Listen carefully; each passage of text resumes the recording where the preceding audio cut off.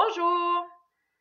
Un des sujets qui préoccupe le plus les nouveaux parents, et même ceux qui ont déjà quelques années d'expérience, c'est le sommeil de leurs enfants. Voici quelques informations sur faire ses nuits. On dit qu'un enfant fait ses nuits. On ne dit pas qu'il fait des nuits complètes ou qu'il fait des nuits d'adulte. Ce n'est pas pour rien. Un enfant qui fait ses nuits dort entre 5 et 6 heures sans se réveiller. Ça veut dire que même quand il fait ses nuits, il va pouvoir se réveiller quelques fois durant vos nuits à vous. Avec le sommeil, il n'y a pas de normalement. Les enfants vont y aller chacun à leur rythme. Certains vont faire leur nuit assez rapidement, d'autres vont prendre plusieurs mois, même quelques années avant de les faire.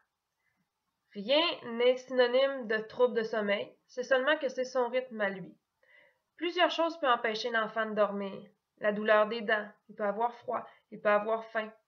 Tout ça est normal. Il faut se dire qu'avant l'âge de 2 ans, c'est 50% des enfants qui vont se réveiller encore plusieurs fois par nuit.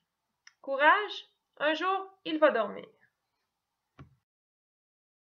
Il existe plusieurs trucs pour aider bébé à bien dormir. Premièrement, il faut s'assurer qu'il est confortable, qu'il n'a pas trop chaud, qu'il n'a pas froid, qu'il a bien mangé, qu'il est au sec.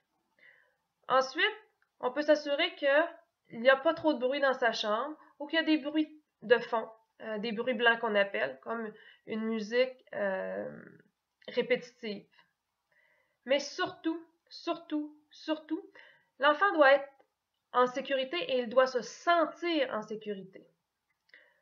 Vers l'âge de 6 mois, l'anxiété de séparation arrive et si l'enfant a l'impression que maman et papa disparaissent pour toujours et qu'il ne pourra pas avoir d'aide durant la nuit, ça va augmenter les difficultés de sommeil. Donc, si votre enfant pleure, si vous voulez l'aider à faire ses nuits, allez le voir. Montrez-lui que peu importe ce qu'il arrive, s'il pleure, vous serez là. Graduellement, il va apprendre qu'il peut avoir confiance en vous. Il va apprendre qu'il peut se laisser aller dans le sommeil.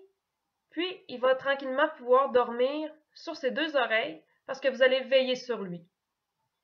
J'espère que ces trucs vont vous aider. Merci beaucoup. Bonne journée.